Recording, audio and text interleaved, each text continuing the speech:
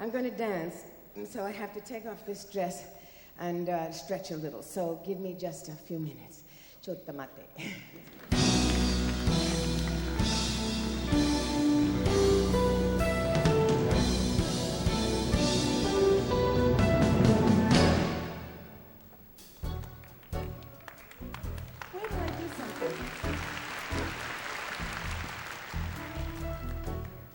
I'm really Anne Margaret in this dress.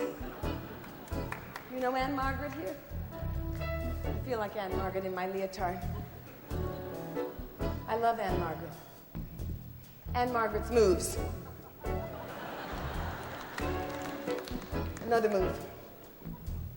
But you have to picture, you have to imagine her hair.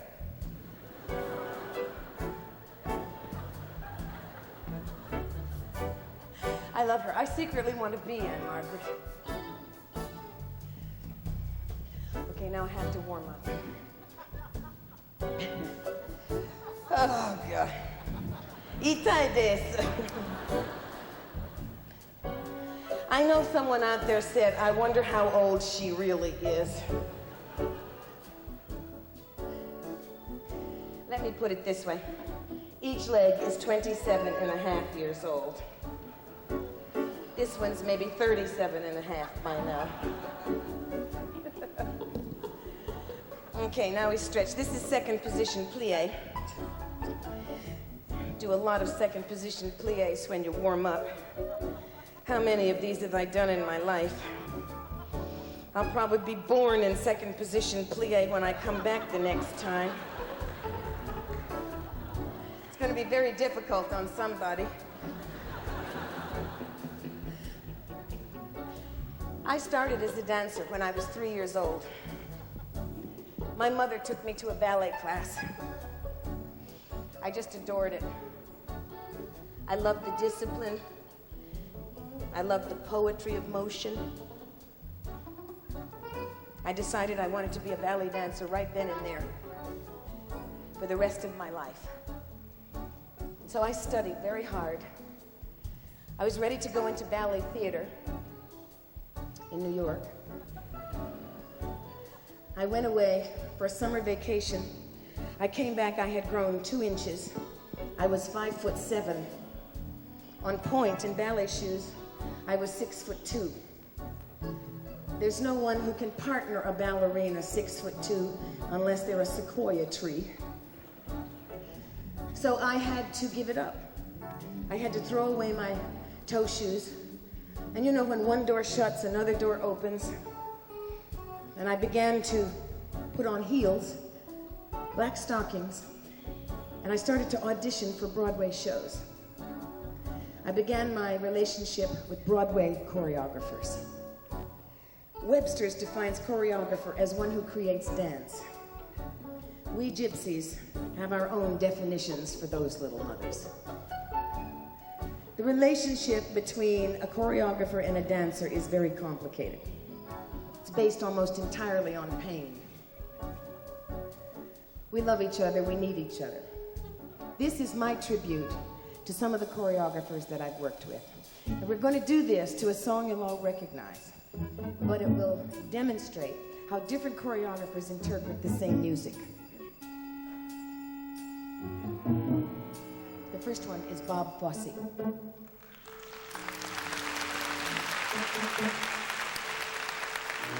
I first worked with Bob Fosse in 1954 on Broadway in a show called Pajama Game. In it, he choreographed a number that became a dance classic called Steam Heat. We did it with black derbies and white gloves. He put black derbies and white gloves on every performer he worked with after that, whether they were dancers or not. And I think it's because he realized these two props accentuate detail. Fosse was a stickler for detail. He was obsessed with it. He'd have us in the basement of the St. James Theater at 2 o'clock in the morning, working on his little moves, Fosse.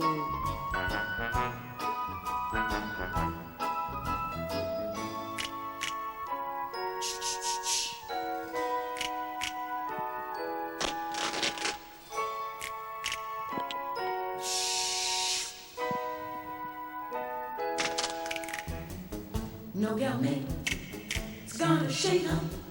Sweet Georgia Brown. 2 left feet, oh so neat. Sweet Georgia Brown. They all sigh, wanna die. They all sigh and die for sweet Georgia Brown. Why? I don't like much.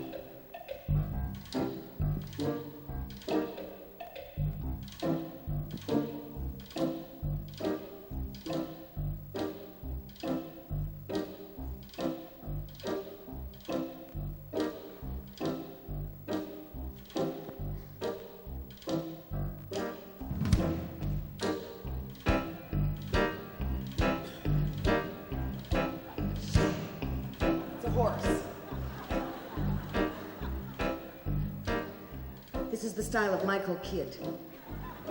Now, the difference between Fosse and Kidd is that Kidd stuff is based almost entirely on pure physical energy and stamina. He was really influenced by the American West. He choreographed a movie that reflected that feeling called 7 Brides for 7 Brothers.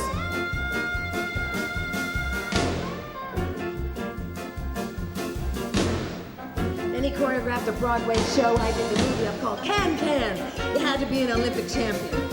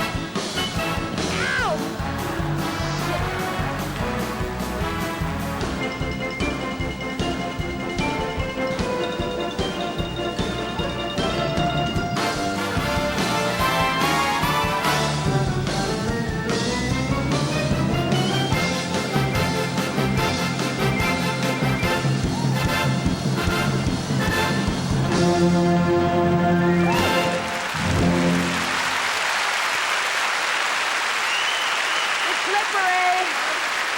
I slipped on something. Hey! Uncle Dave.